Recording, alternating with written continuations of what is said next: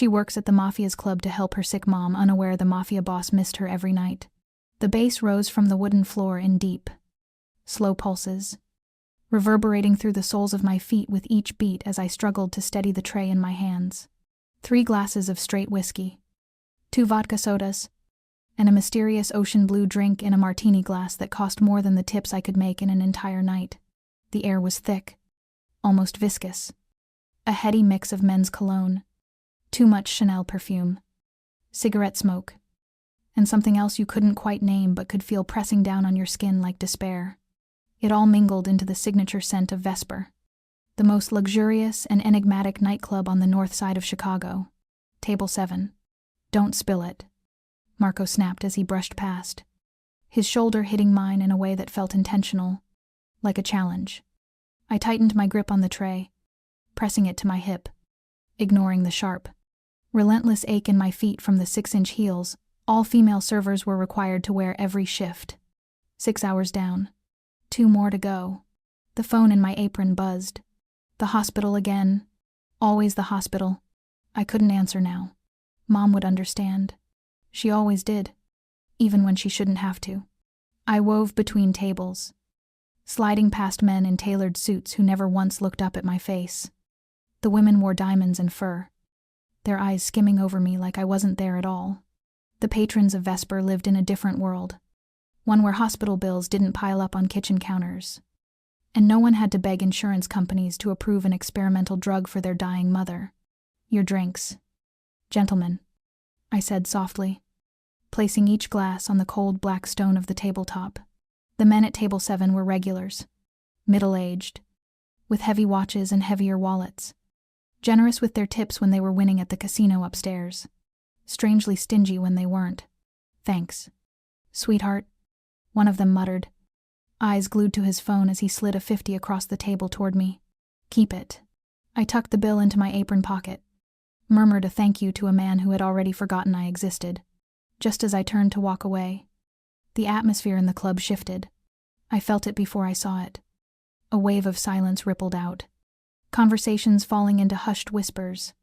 The DJ transitioned the music as smoothly as silk. The crowd seemed to part on instinct, forming a natural aisle as 3 men entered the space that opened like a wound. The 2 on either side were bodyguards, broad-shouldered and stone-faced in black suits, earpieces snug in their ears, eyes scanning the room with a detached awareness that came from being too familiar with danger. But it was the man in the middle who froze everything in place.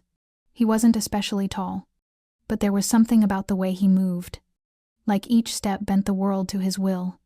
Black hair, neatly cropped on the sides with a bit more length on top, a jawline sharp enough to cut glass, eyes so dark they seemed to absorb the light instead of reflecting it. His suit was unmistakably bespoke, expensive in that quiet, absolute way that needed no showmanship. I had worked at Vesper for 7 months, and I had never seen him before, but I knew immediately who he was. Everyone did.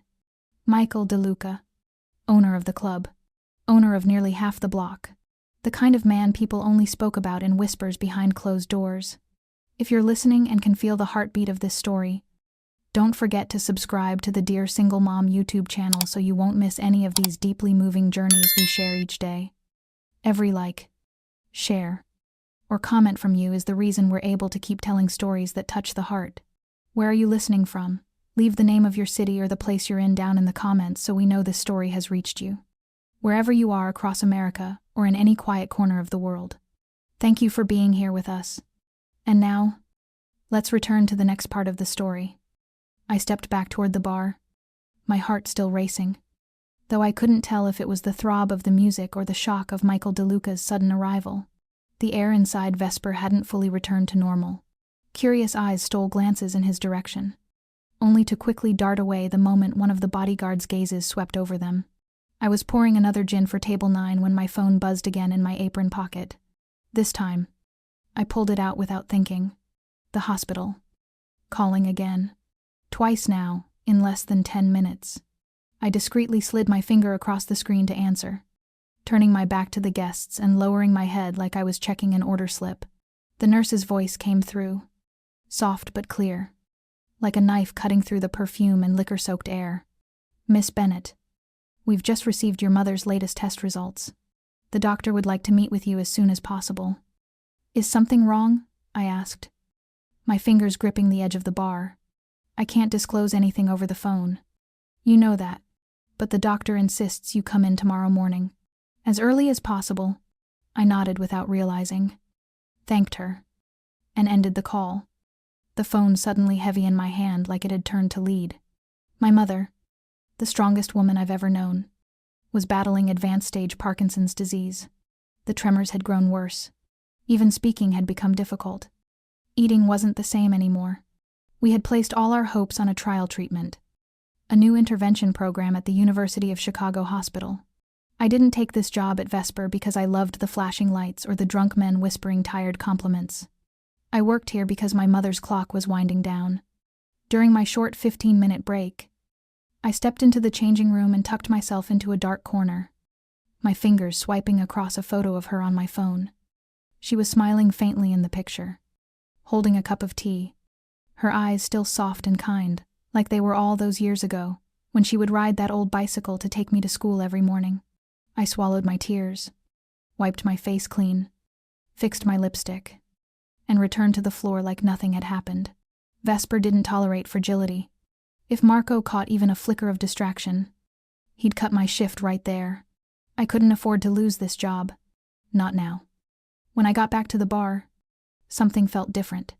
The other girls were whispering to each other, their eyes drifting toward the VIP corner where Michael now sat. I didn't follow their gaze. I didn't want to get involved. I didn't want to be seen. I was just a girl who carried drinks, kept her head down, and hoped the worst would pass quickly. But fate doesn't ask if you're ready.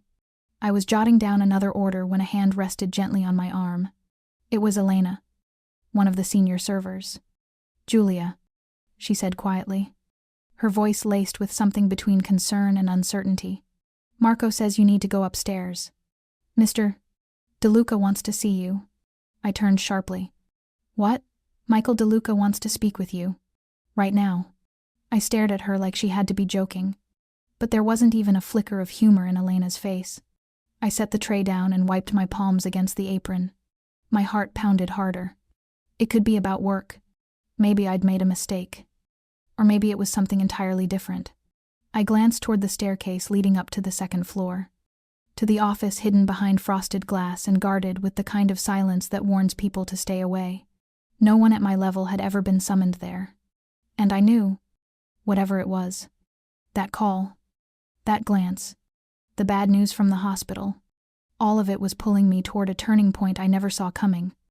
I climbed the stairs to the second floor of Vesper, each step echoing the thudding of my heartbeat, which pulsed as fiercely as the bass still pounding through the floor beneath me. My hands were slick with sweat, though the hallway was as cool and still as a marble gallery. 2 bodyguards stood silently on either side of the frosted glass door, both tall, expressionless, their faces unreadable. One of them nodded and opened the door gently as I approached, as if they had been expecting me all along. I stepped inside. The office looked nothing like anything I had ever seen in my life. The lighting was soft, the ceiling high. Dark walnut wood furnishings gleamed faintly under the glow of discreetly hidden lights. There were subtle accents of brushed metal and a large abstract painting that loomed behind the desk like a silent witness. Tall windows stretched to the ceiling, framing a view of Lake Michigan, where scattered lights shimmered across the water in the distance. Standing in front of those windows, his back to me, was Michael DeLuca. He wore a deep gray suit and held a glass of liquor in one hand. His stance relaxed, still, almost sculptural. He didn't speak at first. I stood quietly, unsure whether to say something or wait to be acknowledged. A breeze slipped through a barely open pane, brushing my hair across my shoulders, and for a moment, it felt like the outside world had been sealed off entirely. Then he turned. It was the first time I saw his face clearly.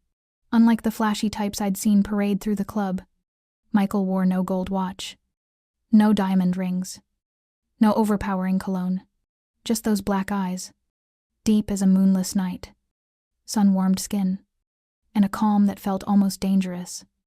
"Julia Bennett," he said, his voice low, measured, carrying a weight that made me straighten my back without meaning to.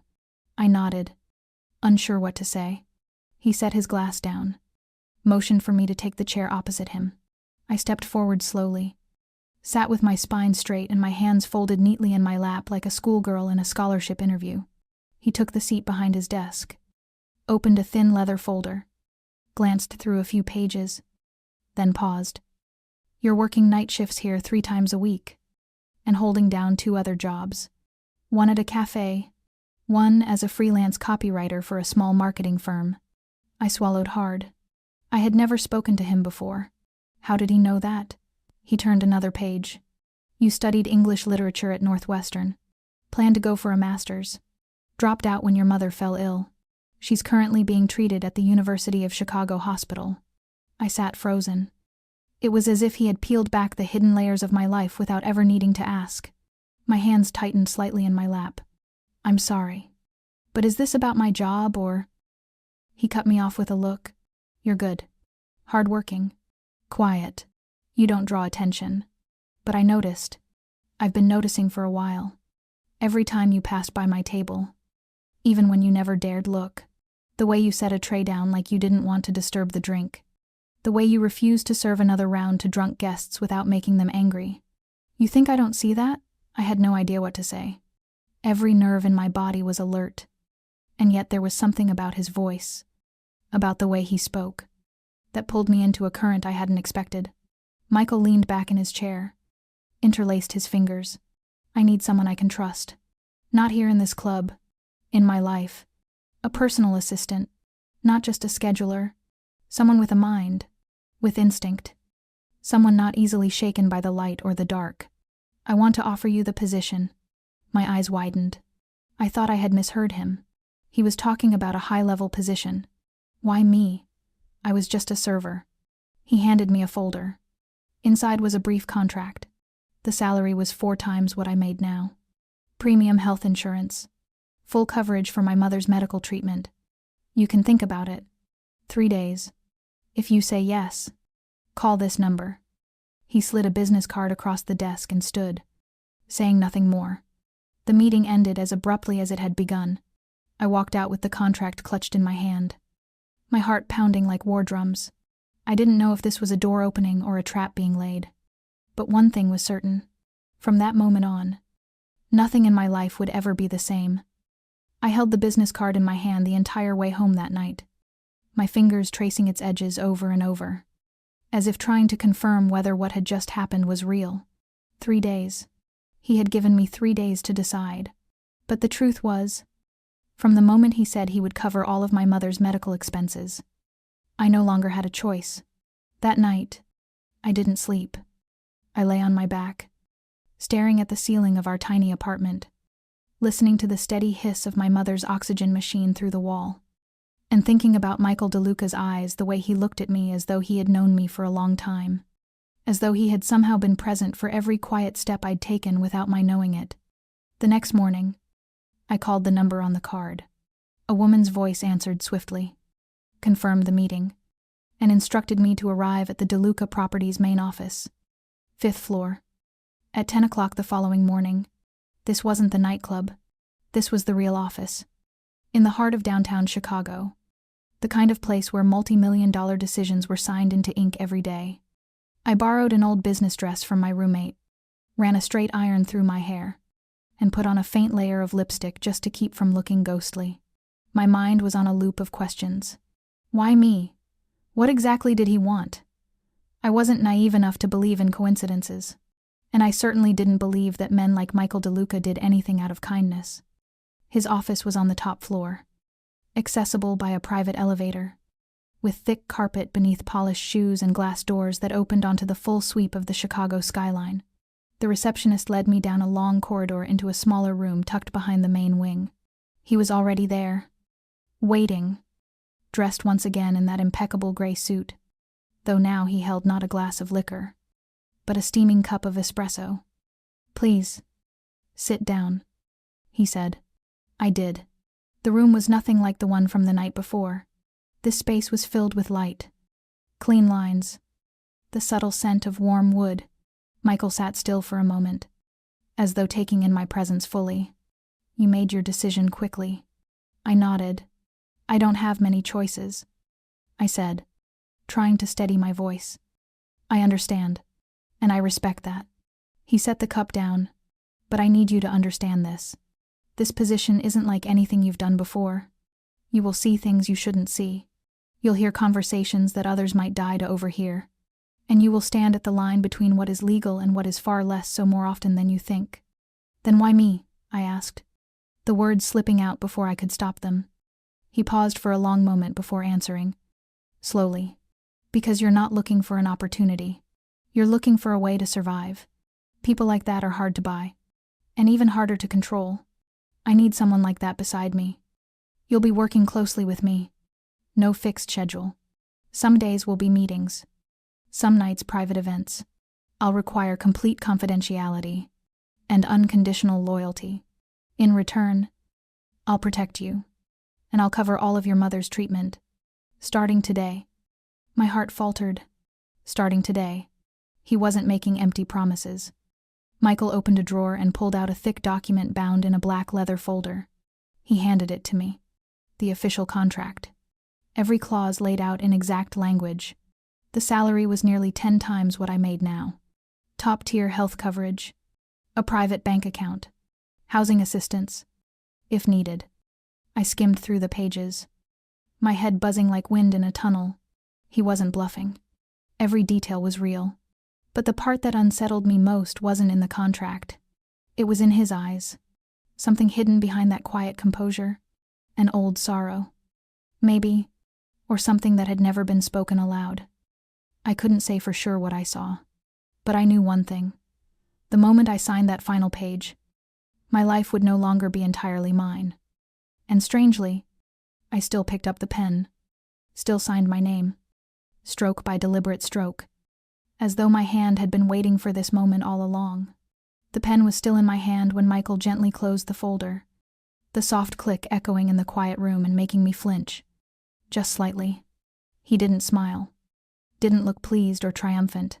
There was no victorious glint in his eyes. No satisfaction like someone who had just claimed a valuable pawn. Instead, he gave a slight nod, as if acknowledging that a necessary step had been taken. I want you to start immediately. Today, if possible. His voice was calm, as if we were simply discussing the weather. I straightened in my chair, trying not to let my surprise show. Today? Yes, I said, and swallowed hard again. I'll need to arrange my shift and no need. He interrupted. I've already spoken with Marco. Your shift tonight has been covered. I've arranged for a car to take you home and gather what you need. Tonight. You'll stay in the senior assistant's apartment. It's in this building. I'll introduce you to my secretary, Clarice. She'll help you with the necessary formalities. Before I could react, the door behind me opened, and a woman in a beige suit stepped in.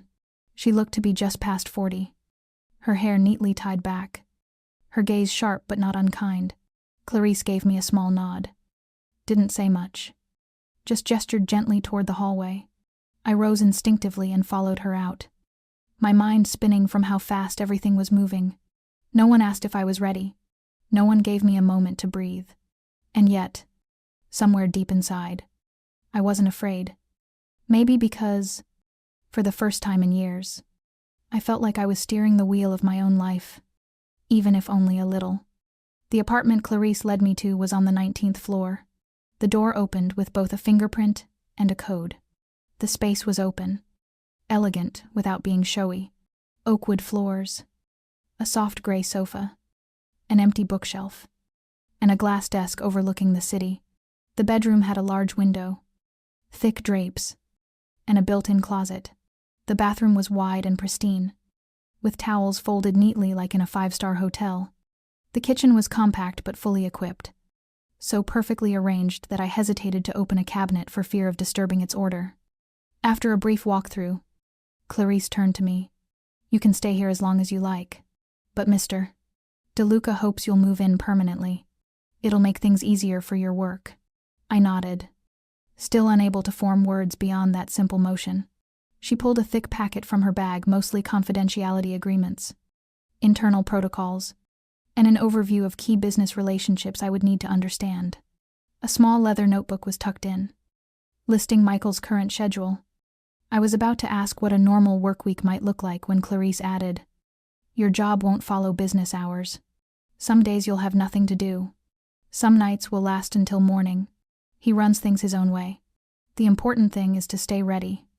Keep quiet. And don't ask questions unless told otherwise." "I understand," I said. And strangely, I did. Because I had lived in a world where you didn't always get to ask why, where silence was sometimes the only way to survive.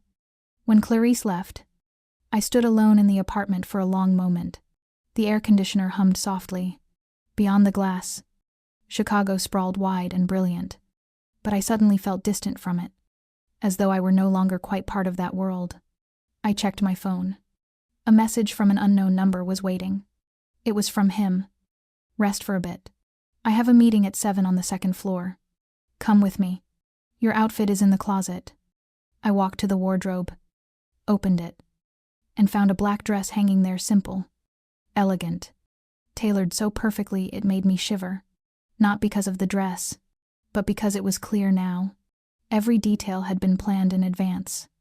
He had accounted for everything, and I couldn't tell if that made me feel safe, or if it made me feel hunted. But I knew one thing. When the clock struck 7, I would follow him, and I wouldn't look back. The black dress fit as though it had been made for me alone. It hugged my frame with a softness that felt almost intimate, gliding over my skin in a way that was neither revealing nor modest, but something in between, elegant, deliberate. I stood in front of the mirror for a long time, wondering what exactly I was doing, why I had agreed to step into a world I didn't understand, where every surface gleamed and every silence felt rehearsed. When the clock struck 7, I stepped out of the apartment, my heartbeat slow and steady, as though my body had already accepted a change that my mind hadn't yet caught up to. Michael was waiting in the second-floor hallway. No bodyguards, no noise, just him, standing as though this moment had always been written into the picture. He looked at me without surprise, without comment. "Let's go," he said, and walked beside me toward the private elevator. I didn't ask where we were going. I simply followed, silently committing every detail to memory. The faint scent of cologne that clung to his jacket, the quiet thud of polished shoes on thick carpet, the way he always walked on the left, subtly placing me closer to the wall, as if out of instinct, a silent gesture of protection. The car was waiting in the garage below a sleek black sedan with dark-tinted windows and an interior so hushed I could hear the soft slide of the seatbelt being drawn. We said little during the drive. I stared out the window, watching the tall buildings recede, their golden lights breaking apart like scattered embers in the glass. When the car finally stopped, we were outside a fine Italian restaurant housed in an old, stately building. No sign, no name, just a heavy wooden door with a gleaming brass handle.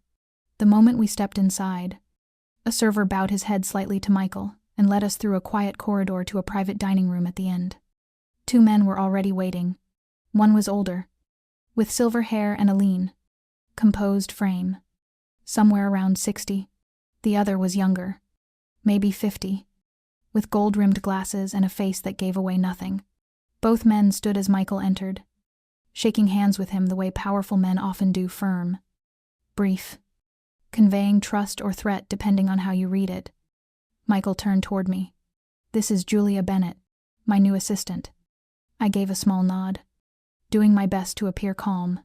Both men acknowledged me with courteous, measured glances, their eyes brushing over me in assessment but not disrespect. The conversation that followed was a language of its own, half business, half politics, where every word carried a shadow meaning, and every nod could translate into millions if timed just right. I listened carefully, memorizing names, companies, numbers that were emphasized with a little too much precision. Beneath the polite tone of wine and fine china, I could feel the tension of strategy, the weight of deals that lived or died in silence. When dessert arrived, Michael placed his hand on the file in front of him and looked directly at the man with the glasses. "The issue lies here. If you want to sign, I need to know you're willing to accept the new terms." The man frowned, glanced at me, then turned back to Michael. Is her presence part of the terms? Michael nodded. Julia will represent me in upcoming meetings. I need a fresh perspective. A mind that isn't tangled in old loyalties. She's sharp and not easily manipulated. The man's eyes lingered on me a moment longer this time. Then he gave a short nod. Good. I prefer people who don't talk too much. They shook hands. The deal was sealed. As we stepped out of the restaurant into the cool night air, I felt as though I'd just passed a test I hadn't known I was taking. Michael said nothing on the drive back. It wasn't until we were inside the elevator again that he finally turned to me. You did well. No need to become someone else. Just be who you are. I nodded faintly. But deep down, I knew. The person I used to be had already started to change the moment I stepped into that room. This world wasn't just suits and luxury cars and lavish dinners. It was a labyrinth, and once you entered, survival became the only rule that mattered. And I knew. From this night on, I was no longer standing outside it. I was inside, fully, completely, and there was no turning back. The next morning, I woke to a silence so complete it felt unnatural, the kind only found high above a restless city. Soft morning light slipped through the curtains and traced pale gold across the spotless white ceiling, like a scene arranged with careful intention. It took me a few seconds to remember where I was, and when reality returned, it came with a quiet, persistent unease. I reached for my phone. No new messages, no missed calls, but something had changed. Something small, almost easy to miss. My phone displayed the time but showed no signal. I toggled airplane mode, restarted the phone, tried again. Nothing, just stillness. When I opened the door to my room, Clarice was already there, waiting with a folder in one hand and a cup of hot coffee in the other. She handed me the day's schedule neatly organized, each line printed in flawless, uniform font. Nothing unusual. A few internal meetings, contract monitoring, and dinner at the end of the day with one of Mr. Proffick, DeLuca's longtime associates. But what made me pause wasn't what was on the page. It was the way she always seemed to appear exactly when I needed her. As if she already knew I was awake. As if she knew what I'd reach for before I reached for it. You should drink the coffee while it's still hot, Clarice said gently, then turned and walked away. I watched her go. A ripple of unease starting to form in me, small, unspoken, but undeniable. I was someone who had learned how to adapt, after years of living with less than enough. I'd developed a sense for the unspoken, a way of reading a room, catching the subtle shifts in air and glances. And now, I could feel something beginning to shift again. It was like glass sliding slowly into place around me, clear but impenetrable. That afternoon, I visited the hospital. As planned, the nurse at the reception smiled when she saw me, then told me that the entire month's treatment had already been paid. I blinked. I hadn't made any payment. I asked who had done it. She checked the file and answered simply, a sponsor. No name, no invoice. Everything has been taken care of. I walked past her and paused outside my mother's room. She was asleep, her face peaceful in a way I hadn't seen in months, maybe longer. I stood there for a long time, trying to feel relief, trying to let it settle in my chest, but instead, all I felt was a strange, hollow quiet, like something had been exchanged, like some small corner of my freedom had been traded for the safety of the person I loved most. When I returned to the building, a parcel was waiting in the mailbox outside my apartment door. No return address. No postage. Just a small black velvet box. Inside was a delicate necklace. A thin chain with a single amethyst stone at the center, small, precise, and exact. A folded note came with it, written in neat blue ink. A touch for tonight. M. I didn't know whether to feel touched or wary. I had never told anyone I liked amethyst. Hadn't worn jewelry in years. Not since my mother fell ill. But someone knew. Someone had chosen it. Someone had left it there like a silent message. You are seen. I opened my laptop to check personal emails. My account had been logged out. Every password I entered was rejected. After several failed attempts, a message appeared. The account had been locked, for security reasons. When I picked up my phone to call the support line, the signal had vanished again. This time, not just no bars, no carrier, no service, nothing to connect me back to the world I once belonged to. I took a deep breath, set the phone down. I understood. No one had said it out loud. But I knew. I was being watched, managed. I had stepped into a world where privacy was a luxury one no longer afforded to me. And the strangest part wasn't the control. It was the fact that I didn't feel fear. I felt cold. Not the kind of cold that came from outside, but something quieter, more permanent. A chill that found the cracks inside you and stayed. That night, as I stepped into the elevator on my way to dinner with Michael, I caught my reflection in the mirrored glass. Light makeup, hair pinned up, the amethyst necklace resting neatly at my collarbone, and a calm expression that felt eerily composed. It was then I realized I was learning how to exist in this world, learning how to accept control as the cost of security. And the most terrifying part wasn't being watched. It was beginning to get used to it. The following week passed like a dream, moving slowly beneath glass, steady, orderly, and so precise it began to unsettle me. Each day unfolded according to a carefully crafted schedule, and yet that schedule could shift in an instant at Michael's command. Meetings, dinners, introductions that said both too much and too little, calculated glances, deliberate silences. I learned to walk a half step behind him, to speak only when spoken to observe rather than question. I no longer wondered why I had been chosen. I focused instead on doing the job well. And slowly, I began to see that this world operated by its own logic, a rigid, invisible code held together not by laws but by loyalty, by intelligence, and by debts never written down. Then came Thursday afternoon. It began like any other meeting, an internal review, minor negotiations, routine updates. Michael stepped out briefly to take a call, and while he was gone, Clarice handed me a stack of older files to sort through. I brought them to the auxiliary office just outside his main room, planning to organize them by date and pass them along to the archive department. I was almost finished when I reached the last file, a faded yellow folder, unlabeled. Something about its worn edges stopped me. I opened it. Inside were court documents from the state of Illinois, copies of investigative files tied to a criminal case nearly 30 years old. And on the first page, printed in sharp black ink, was a name I had never expected to see. Raymond Bennett. My father. I froze. I remembered almost nothing about him. My mother never spoke of him. Only ever said he died when I was little. No pictures. No stories. No traces. He had always been a shadow. Thin and fading. Barely tethered to my memory. But now here he was. Page after page. A full report detailing a case involving illegal arms trafficking and money laundering in Chicago during the early 90s. My father was listed first as a potential witness, then as a confidential informant, and then he disappeared from the investigation altogether. No resolution. No arrest warrant. Only a single handwritten line at the bottom of the final page. Transferred to DeLuca under Agreement 5. I sat motionless, heart pounding so loud it muffled every other sound. Michael knew. He had known this all along. He had the file. He had the history. And he had said nothing. I thought back to that first night in his office. The way he told me I was the right fit. That I wasn't seeking opportunity, I was trying to survive. He knew. About me.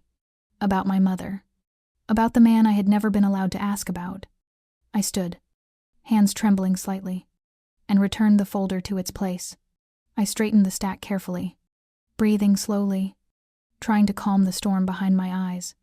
When Michael returned, he looked at me briefly, his gaze sharp, penetrating.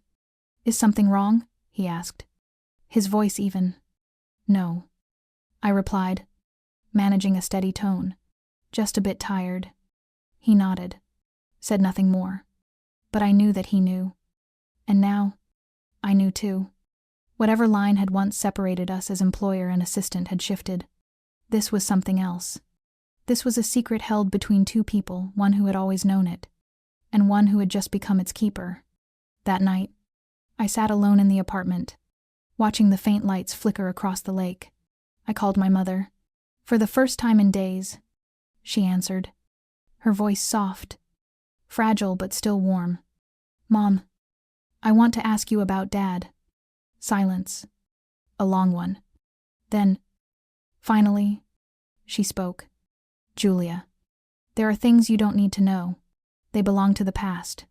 But he was a good man, and he did everything he could to protect you." I bit my lip, holding the phone tighter. "I think I'm starting to know everything, Mom, and I'm not sure what that means yet." She said nothing more, just told me to take care of myself, and hung up. I sat for a long time in that quiet room. The walls were still white, the curtains still thick, the lights still warm and golden. But I was not the woman I had been a week ago. Something inside me had stirred, something I hadn't even known was there. And in that moment, I understood none of this had happened by chance. I had been chosen. Long before I ever knew I had a part to play. I stepped into Michael's office that afternoon, the door closing behind me with a soft but resolute sound, like the quiet ceiling of a space I could never quite return from.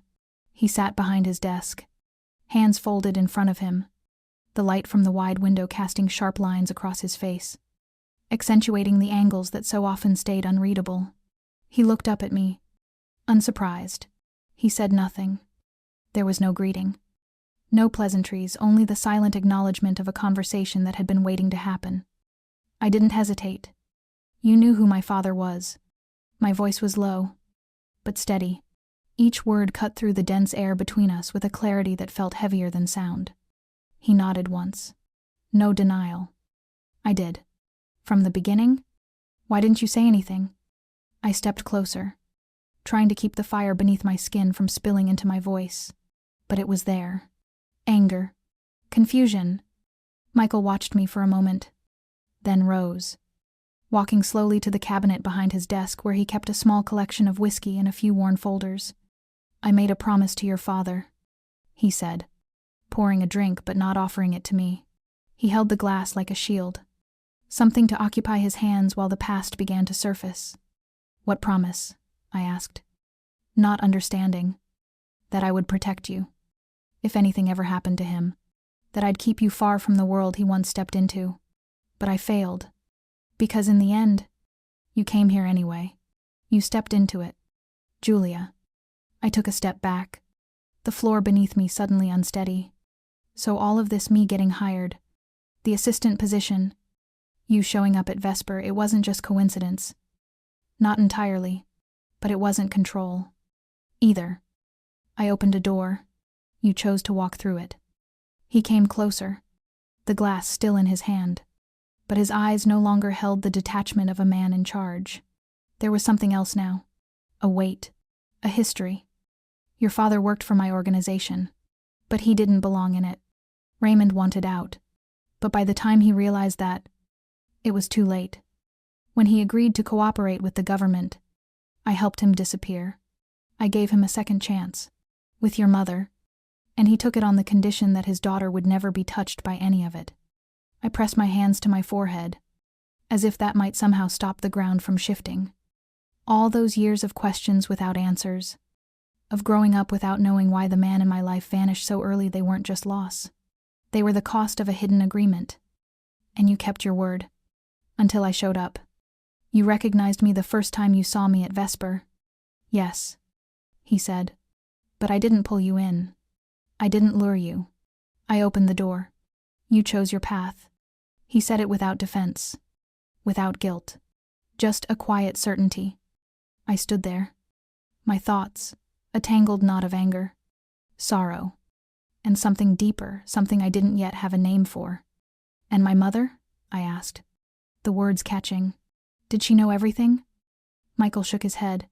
"She knew some. But Raymond wanted the rest kept to himself. Maybe to protect her, maybe just to preserve what little peace they had left." I walked to the window, the same one I had stood before countless times, always in silence. But it was different now. Everything I saw through the glass carried a different weight. So why tell me now? Why not just let it stay buried? Because I owe your father. Because if he were still here, He would want you to know. And because I don't want you to start doubting the wrong people. I turned, facing him fully now. But you're not innocent in this. You were part of the system that made him run. Michael nodded, accepting the truth like a sentence already served. I've never denied my past, but I don't run from it. I try to live with it, in the best way I can. Between us stretched a silence that didn't belong to roles or power, it belonged to two people, both holding pieces of a truth too long kept in the dark. At last, he set his glass down and spoke, slowly. You can walk away from this, if that's what you want. You don't owe me anything.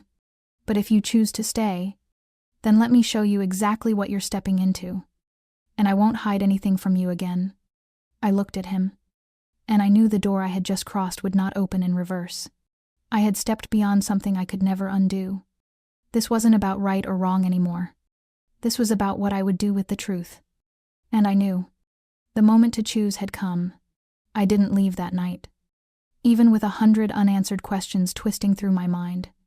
Even as my heart wrestled with the sting of betrayal and the weight of truths I hadn't asked for. I stayed. I remained in that office with Michael long after the city outside had shifted from golden light to deep navy silence. He didn't speak further after offering me the choice. And I, in turn, said little. But something in his eyes told me this time if I wanted the truth. He was willing to give all of it. No more riddles. No more shadows. The next morning, Clarice handed me a thick file. No label. Anterate. No summary. Just a folded note, written in that familiar blue ink. If you truly want to know who Raymond Morales was, read every page. I brought it upstairs to my apartment, set it on the desk, and stared at it for a long time before opening it. The first pages were copies of federal investigation reports, followed by sealed documents from the state prosecutor's office. The name Raymond Morales appeared again and again. He had been a central figure in a sprawling interstate smuggling and laundering network 2 decades ago. I remembered that name. Morales. A name spoken like a myth in old crime reports. In those breathless late-night documentaries about the rise and fall of underworld empires. But no one ever mentioned how he disappeared. No story ever had an ending. Raymond Morales wasn't just part of the system, he had built it. He was the architect behind an underground money transfer model so advanced, so buried in shadows and code, that federal agencies hadn't fully understood it at the time. He didn't just run the operation. He designed it, like a ghostly genius in the dark. And then, somewhere in the final year of his work, he began collecting evidence. Quietly, methodically. No one knew why. Some believed he was betrayed. Others thought the change came because of me, his daughter, unborn at the time. Whatever the reason, Raymond didn't end up in a prison cell like the others. He disappeared. In a deal that only a handful of people knew. He was extracted, given a new identity, and allowed to vanish from the life he built. He became Raymond Bennett, my father, the man I had never truly known, the man whose face I had no memory of, the man who, it turned out, once stood at the center of a world I was only now beginning to walk into. I turned to the last page. A handwritten note. No signature. But I recognized the writing. Michael's. Raymond chose a different path for the sake of his daughter. He wanted her to grow up without bowing to the darkness. I promised I would protect her. But I cannot protect her from a world she walks into by choice. I kept that promise for nearly 2 decades. Until the night her eyes met mine at Vesper. That's when I knew it had returned. I folded the file shut, my hands shaking. I didn't know whether to cry or laugh. My father was Raymond Morales, a man who built an empire in the shadows, who betrayed that empire to protect me, who died before I ever had the chance to ask him why. And now the only man still carrying those memories was Michael DeLuca. That afternoon, I went down to see him. I didn't call ahead. I didn't have to.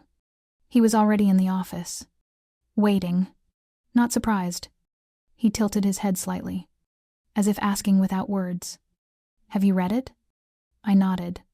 The sunlight filtering through the tall windows painted his face in contrasts light and shadow, memory and presence. Raymond was a complicated man, he said softly, but he never stopped loving you. I know, I said, But I can't pretend I don't know what I know now. Michael let out a breath. I don't want you to live under the same weight of secrets he did. But if you're staying, you need to understand what your father built didn't die with him. I looked up, something twisting in my chest. What do you mean? There are still people looking. For him, or what he left behind. And I believe, very soon, they'll realize you're not just another girl. A chill ran down my spine. So that's why you want me to stay. To keep me close. To control the situation. Michael didn't deny it. I want to protect you, but I won't hold you here. This is the only moment in this story where the choice is yours. Julia. I stood there, caught between the past of a man I never met, and a future I hadn't dared to imagine. I didn't know if I was ready, but I did know. From this moment on, I couldn't unknow what I knew. And if Raymond Morales had once chosen a new path for me, then maybe now. It was my turn to choose one for myself. I didn't leave Michael's office right away after that conversation. We sat in silence for a long time, as if both of us were staring into the same invisible space between past and present. I didn't know what he was thinking. As for me, my mind was a blur of images, my father with two names, Raymond Morales, a shadow etched in the margins of criminal records, and Raymond Bennett, the absent father who had protected me quietly, at a price I had never imagined. The truth had shattered in pieces too jagged to ever fit back together, and yet I knew, with a clarity that sank deep, that some secrets, if left buried, would only demand more silent sacrifices in the future. And I, the last one still standing inside this story, could no longer look away. A few days later, Michael called me to a private meeting held in the upstairs office he reserved for only the most serious matters. Inside the room, besides the two of us, were Clarice and two men I had never seen before. They introduced themselves as Special Security Counsel and Internal Legal Advisor. I didn't need to ask what this was about. I already knew. Michael began without ceremony. We've received an internal alert from an old contact within the Morales network. Someone's found out you're his daughter. They haven't made a move yet, but they're watching. They might think he's still alive, or they might believe you know where he hid the original records. I kept my expression still. My voice even. I don't know anything. Every document I've read came from you. Michael nodded. I believe you, but they don't need proof. They only need a reason. You need to make a choice. Julia, either we keep handling this from the shadows, as we always have, or... He paused, then continued. Or you come forward. I looked up at him. What do you mean? You come forward publicly, as Raymond Morales' daughter. You take control of the narrative. You state, clearly, that your father is dead, that you hold no claim to any of his assets or involvement in the past. It's a calculated move. If they believe you're willing to step into the light, there's a chance they'll back off. I turned to Clarice. She said nothing, only nodded with quiet gravity. The two men beside her exchanged glances, then gave a subtle signal of agreement. But I understood what this really was. This wasn't just a statement. It was a threshold. If I got it wrong, I wouldn't be the only one at risk. My mother would be pulled into it too. Michael seemed to read my thoughts. If you decide to do this, we'll move your mother to a private security care facility. Full protection. I exhaled slowly, feeling the weight of it settle deep in my chest like stone. All my life, I had avoided the darkness my father once touched. But now, I had to step into it not to belong to it, but to end it. Once and for all. That night, I sat alone in my apartment. The city beyond the windows hushed and endless. In front of me lay the prepared statement. Neatly printed on thick paper, Clarice's meticulous work.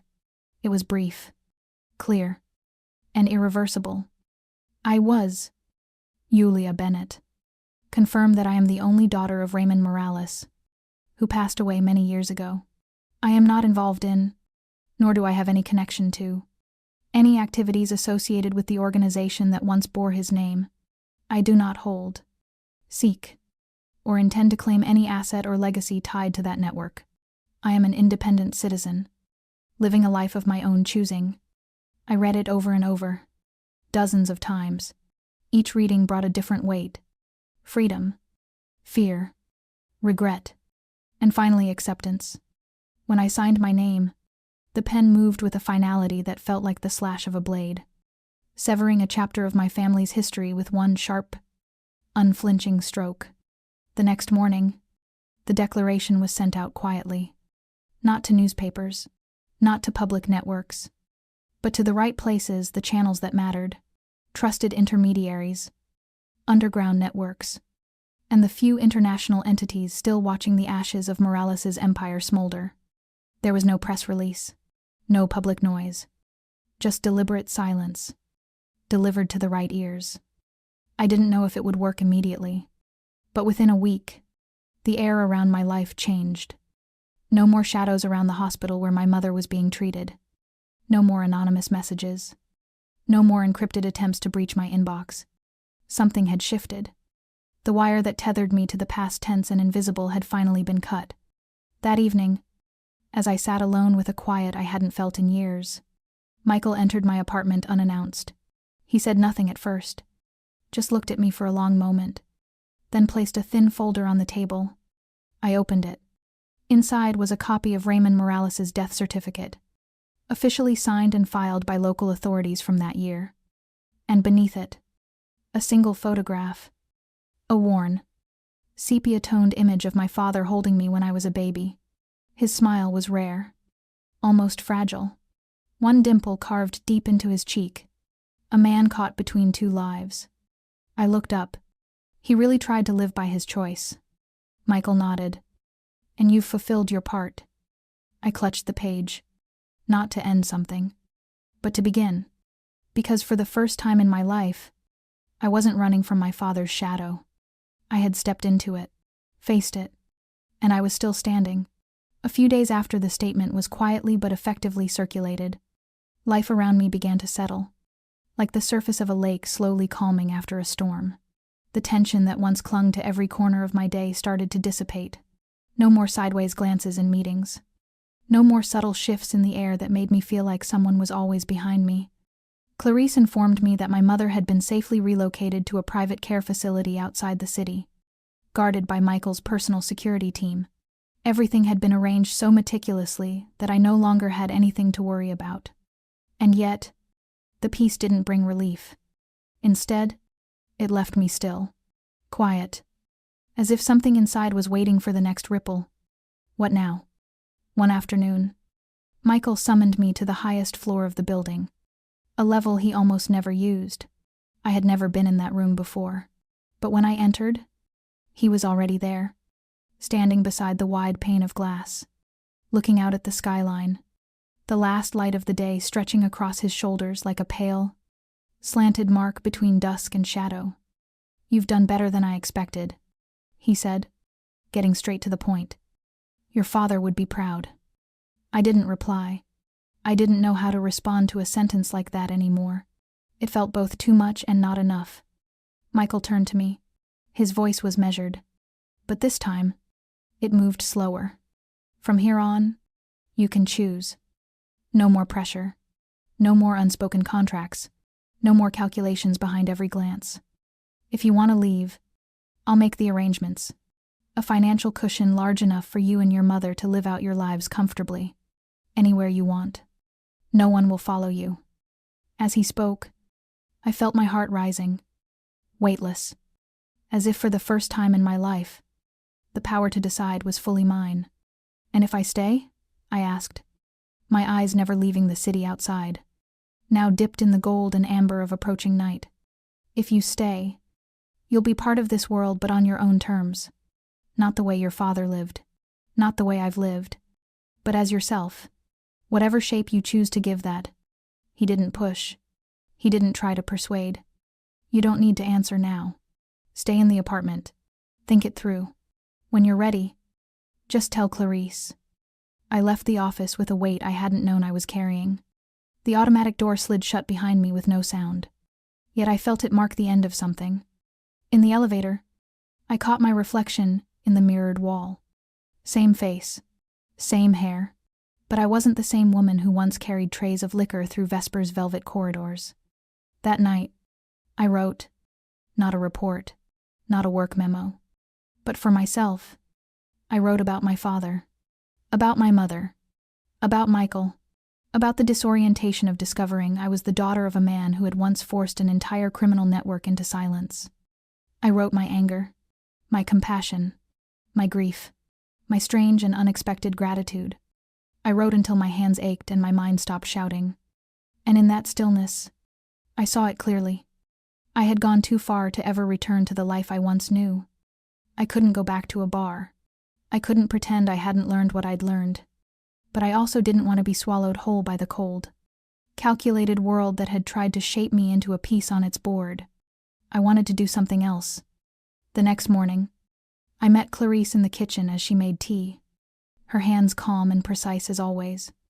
I want to speak with him. She wasn't surprised. She simply nodded and passed me a cup, then reached for her phone.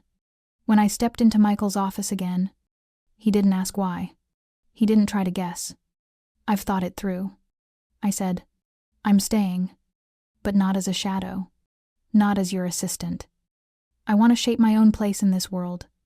I want to understand how the system works, not to control it, but to change it, from the inside. Michael nodded. I waited for a warning, a challenge, but he only said one thing. Then starting today, you're no longer beside it, you're in it.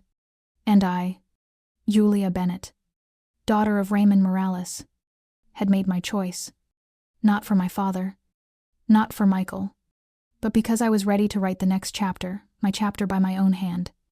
As the door to Michael's office closed behind me, something swelled in my chest. Not fear, not even relief, but the sharp, clear sensation of someone who had stepped away from the last safe place they knew.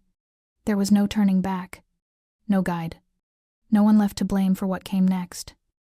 I had chosen to stay, and that meant I would have to carve out my place from the ground up, inside a system where every misstep could become a sentence. But the step was mine, and so was everything that came after. The first days after that decision unfolded with a level of intensity sharper than anything I had ever experienced. Gone were the comfortable routines and predictable rhythms. Clarice was no longer a silent guide standing just behind me. Instead, she began handing me assignments that required real strategic thinking, no more scheduling, no more note passing. Now it was risk analysis for high-stakes deals, drafting reports for internal negotiations, outlining scenarios for managing conflicts of interest that could implode entire ventures if left unchecked. Each document I read was a world unto itself, and every recommendation I gave left a ripple behind, visible or not. I started appearing in confidential meetings with Michael not as an accessory in a quiet chair by the wall, but as a voice. I asked questions. I challenged assumptions. I offered alternatives. At first, the shift was met with resistance. Some looked at me and saw only what they wanted to see, a young woman. Too young. A former cocktail server who had no business at their table. A shadow of her father, wrapped in a new name. But I didn't falter. I understood that what unsettled them wasn't who I was, it was the fact that I didn't fit any mold they could predict. And when you can't predict something, you can't control it. One late evening, after a 4-hour meeting about restructuring our riskiest investment arm, Michael held me back. He handed me a new file, slimmer than usual, his voice calm. This is your father's old reporting system. What he built still holds value, but it's time for you to build your own. I took it from him. The weight of it not in pages but in legacy. This wasn't about living in his shadow. It was about proving that I could walk the same road, but with my own stride. The people who once doubted me started to shift slightly at first. Then with growing recognition, not full trust. Not yet, but they listened, and I could feel something change. I was no longer following behind. I was becoming a part of the structure itself, a piece shaped differently, defined by principles they didn't recognize, but one that could no longer be ignored. One late afternoon, I stood at the window of my apartment, looking out over the city from above, where the grid of lights blurred into the horizon. I caught my reflection in the glass. Same face, same hair. But in my eyes, something had changed. Gone was the quiet girl in a fitted uniform. drifting through the velvet dark corridors of Vesper. Gone, too, was the girl who had spent years running from the name Morales. Now I was Julia Bennett. And I had chosen to stay not out of duty to the past, not for loyalty to anyone else, but because I wanted to create a future I could hold in my own hands. A future carved not from inheritance, but from intellect, to resolve, and the kind of experience that costs you something. Michael walked in then, quiet as always. He stood beside me for a while, saying nothing as we both watched the city dissolve into dusk. Then, finally, he spoke. I once thought that if you ever learned the truth, you'd leave for good. I turned to him, gave a small shake of my head. I used to think so too. But sometimes, it's the truth that makes it impossible to walk away. And I knew then that staying had never been the end of anything. It was only the beginning of something far bigger, far more demanding. Because I was no longer the accidental heir to a story written by others. I was the one rewriting it, in my own voice. The decision to stay had been just the first step. What followed was a relentless stretch of days, where each hour was a test, and each test was passed or failed in silence. Michael offered me no favors, no shortcuts. If anything, he gave me the hardest assignments, projects others avoided for being too volatile, too complex, too unforgiving. I had no business degree, no Ivy League MBA like some of his inner circle, no history in high finance, no pedigree in underground economics. But I had something they didn't. Survivor's instinct. I knew how to read a room. I knew how to listen between words. I knew how to spot danger not in bold declarations, but in the quiet shift of tone, in a pause that lasted a second too long. And above all, I wasn't afraid to begin from zero. Not when zero was all I had ever known. I threw myself into learning like someone who had just been given a second chance at life. Each morning, I arrived at the office before dawn, my footsteps echoing in hallways still silent, lights flickering on as I moved through them alone. I read every report, every memo, every contract buried under layers of confusion and neglect. In the afternoons, I sat through meetings with relentless focus, recording every word, every shift in tone. By night, I studied industry glossaries, books on international finance, money laundering structures, and risk management in unofficial economies. There were nights I didn't sleep, nights spent dissecting the anatomy of a failed investment, tracing back the fault line that had gone unnoticed by the very team assigned to it. Michael didn't praise me. He didn't offer encouragement. He simply slid the next file across the table. Heavier, harder. But that silence was an answer in itself. I was proving myself not with words, but with results. Not long after, Clarice began inviting me into the special strategy unit, a closed circle where the decisions made didn't just shift numbers on paper, they redirected entire networks of capital, redefined alliances between branches in multiple states, and determined who stayed in the game and who disappeared. The first time I was asked to speak in a senior-level meeting, I stood in a room filled with people who had once looked through me. Not at me. I presented a plan to restructure our transport chain, cutting operational costs by 30% while minimizing exposure risk. I spoke plainly, step by step. No flair, no performance, just precision. When I finished, the room went silent for a moment. Then, a short round of applause broke the stillness. It wasn't loud. It wasn't performative, but it was real. And from that day on, they stopped calling me Times Her Times or Times the New One. They called me Julia. Still, I never let myself forget who I had been.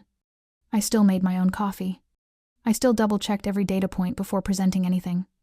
And I still called my mother every single night, even though she was now safe, well cared for in a private facility far from all of this. I knew her peace had been bought by the choices I made, one after another, every day. The transformation in me wasn't just external.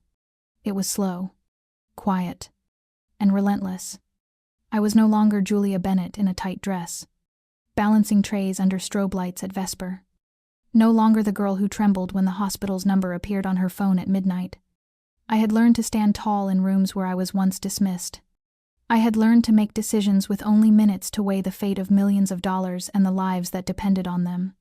And I had learned to trust myself not because of the name I carried, but because I had earned the right to. I was doing what my father never could. I was facing the system he once belonged to, and I was changing it from within. Late one night, Michael handed me a glass of whiskey, his eyes softer than usual.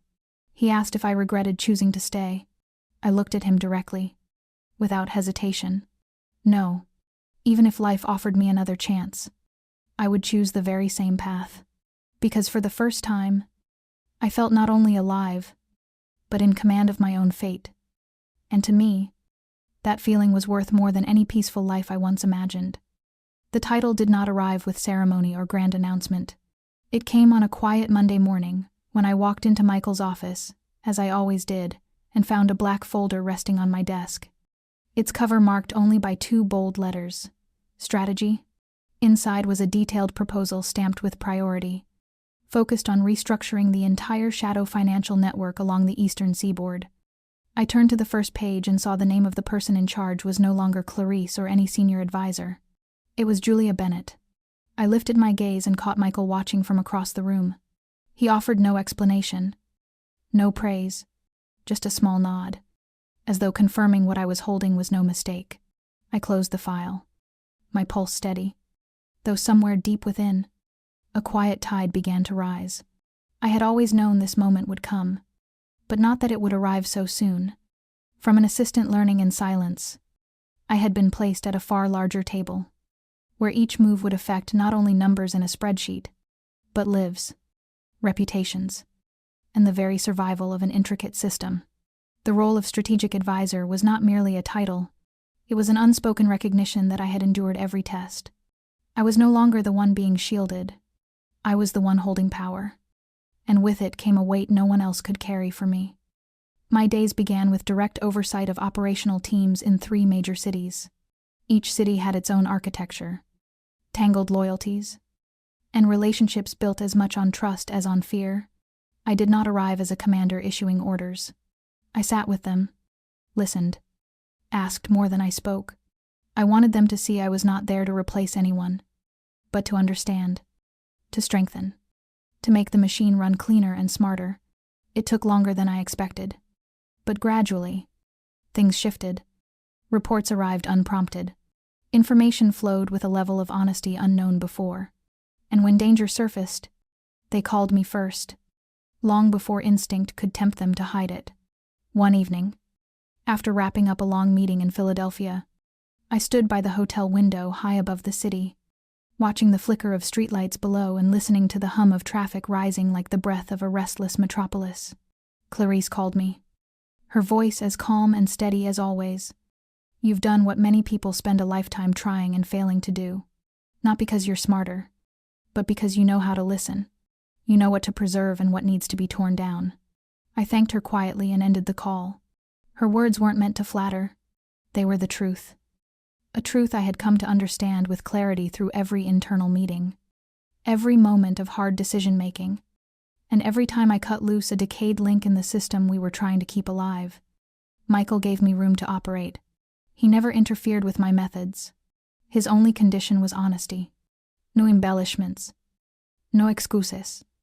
No hiding the hard facts. I honored that. Once, I flatly recommended the dissolution of an entire Boston division due to runaway costs and risks far beyond our control. That division had been managed by one of Michael's longest-serving associates. I expected pushback. Instead, he turned the page of the report, sat in silence for a few seconds, then nodded. Do it. The next day, the entire team was reassigned. Not a single protest. I began building my own team. Young minds, unentangled by legacy relationships. Thinkers who questioned and didn't obey blindly. I taught them how to read data like a story unfolding. How to predict market shifts from details others would overlook. They learned fast. And for the first time, I felt I was laying the groundwork for a new generation, an organization that wouldn't run solely on fear and power, but on thought and the kind of transparency this world could withstand. In a private meeting among senior advisors, Michael, for the first time, introduced me not as an assistant, nor as the daughter of Raymond Morales, but as the one shaping the future of the network. The room fell silent for a moment. Then eyes met mine with something new. Not suspicion, not resistance. Recognition. I walked out of that room knowing I had closed the chapter of The Apprentice. I had opened a new one, the chapter of someone steering not only her own fate, but also the fate of a system that once cornered her father into a life without exits. But I was not him. I had stepped into that same world to rewrite its ending, and I had begun. I always knew the path I was on wasn't one without danger. Power, whether earned through intellect or loyalty, always invites enemies. But when the threat finally came, it didn't look like what I'd imagined. It wasn't an overt warning, a stranger lurking near my home, or an anonymous message sent to my phone. It began with silence. Emails going unanswered from a branch I once trusted. Financial reports arriving with subtle inconsistencies. Not dramatic enough to raise alarms, but just enough to make me stop and ask why. A shipment delayed at a border without a clear explanation. Small events, seemingly isolated, began to form the scattered edges of something larger, like puzzle pieces being laid out in secret by someone watching, waiting, setting the board for a game they believed I wouldn't see coming. I spent 2 full days in the office, combing through everything. I called every lead, checked every line of data, cross-checked against old files that only I had access to, and then I saw it. A pattern I recognized. One that echoed the very markers my father had written about in an internal report nearly 3 decades ago. Signs of a calculated breach. Someone was not trying to strike from outside. They were eroding the foundation from within, undermining the structure I had just begun to rebuild. I gathered every document and took them to Michael. He stayed silent for nearly half an hour as I laid out everything I had found. When I finished, he rested his hand on the table, his gaze shadowed with a heaviness I had not seen before. Perhaps I was foolish to believe the past could be sealed away forever. They do not simply want to dismantle this system. They want to erase anyone bearing the name Morales. I did not shiver. I did not panic. What filled me instead was a slow, simmering anger rising through me. Not because they wanted to come for me, but because they assumed I would retreat. The way my father once did. Michael looked at me, his voice deep and steady. We have 2 choices. We cut off the corrupted branch, sacrifice a piece to save the whole, or we let you do what Raymond never dared to do. Confront them, out in the open. I knew he was gambling everything. If I failed, I would not fall alone. The organization would be dragged into a conflict that could span years. But if I backed down, I would never outrun the shadow of my father. I met his eyes. I will face them, but I will do it my way. Not with force. With truth. I called an emergency meeting with every key contact in the network. No polished boardroom. No crystal glasses or quiet power rituals. Just an old warehouse in New Jersey. A place no one would ever expect me to stand and speak. I arrived alone. Without guards. Without armor. I carried a file thick with 30 years of silence and the evidence that a remnant of my father's old circle had survived. Hidden inside financial branches. Now trying to seize control once more. I did not name names. I did not threaten. I laid out the story through numbers, through logic, through the ruthless clarity of truth. And I said, this is no longer about me. It is a choice for all of you. To preserve the system we are building, or to drag it back into the chaos of the past, where power belonged to those with nothing left to lose. When I walked out of that warehouse that night, I did not know if I had won or ignited a counterstrike.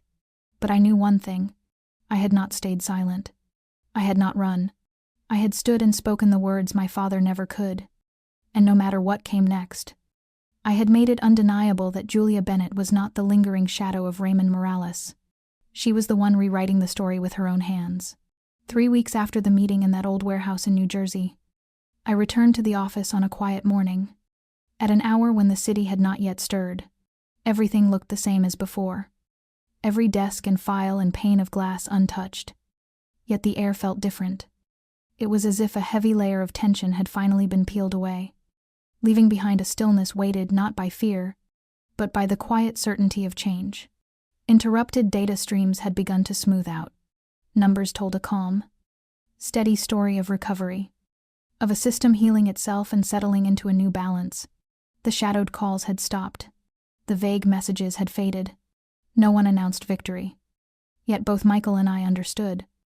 We had survived a ruthless test, and nothing between us would ever be seen the same way again. One late evening, as I stepped out of the office, I saw Michael waiting in the hallway, one hand in his pocket, the warm glow of the overhead lights catching in the silver threaded through his hair like time etched in metal. He did not speak at first. He simply offered me a coat. "Chilly out," he said softly, as though his voice did not want to disturb the calm around us. We walked along the riverside, the street nearly empty, the air brushing against us with the scent of damp grass and the cold rising from the water. It had been a long time since I had seen Michael so quiet, not as a leader, not as the man who had witnessed empires fall in silence, but as a human being who, after everything, was simply here, breathing the same night air beside me. "Are you not afraid?" he asked, still looking toward the distant lights instead of at me. I did not ask what he meant. I did not lie to myself. "Yes," I said, "but I am more afraid of doing nothing."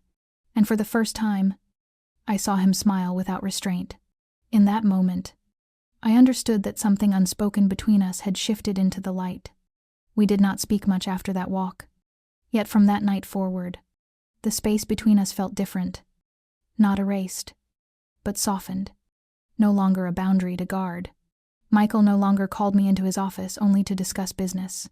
And I no longer held myself behind a rigid line each time I stood beside him. Late dinners after long days grew into a quiet ritual. Our conversations stretched beyond files and strategy and internal threats, spilling gently into small, simple things. The kind of things people only share when they no longer fear vulnerability. One morning I woke to find a message from him. 3 words. "Are you tired?" So ordinary. And yet it was the first time he had ever spoken to me like that. And I knew then that what stood between us was not something that could have been named in the beginning. It had been built slowly, through glances that held more than silence, through storms weathered side by side, through choices where survival meant placing trust not in structures or power, but in one another. Michael was not a man who trusted easily, and I had spent a lifetime finding reasons not to trust anyone at all. Yet we had walked far enough through fire together to understand one truth, if not each other. There would be no one else strong enough to stay.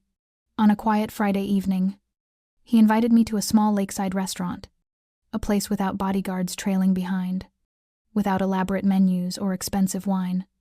Only 2 people weary of the complexity of the world seeking the simplest kind of moment. After dinner, when we stepped outside, a soft breeze moved around us, and Michael paused unexpectedly. From the inside pocket of his coat, he drew out a small black velvet box and opened it in front of me. There was no grand speech, no dramatic pause, just one sentence, spoken as if he had carried it within him for many years. "If I had not met you at Vesper that night, I might have lost forever the chance to understand what it means to love with a true heart. Will you walk the rest of this road with me?" I did not cry. I did not laugh loudly. I simply looked at him and nodded, placing my hand over his with a slow and steady certainty. Not because I needed someone to save me, but because I had already saved myself. And in meeting him, I had found someone strong enough to hold beside me everything I had wrestled back from fate. Julia Bennett, once the woman who stepped into darkness just to survive, now stood in the light of love, without fear, without doubt. Before her lay only one path, where 2 souls who had once lost everything would now begin again, together. From the very beginning, time does not pass in grand milestones but is measured by the small, profound shifts that take place within the heart.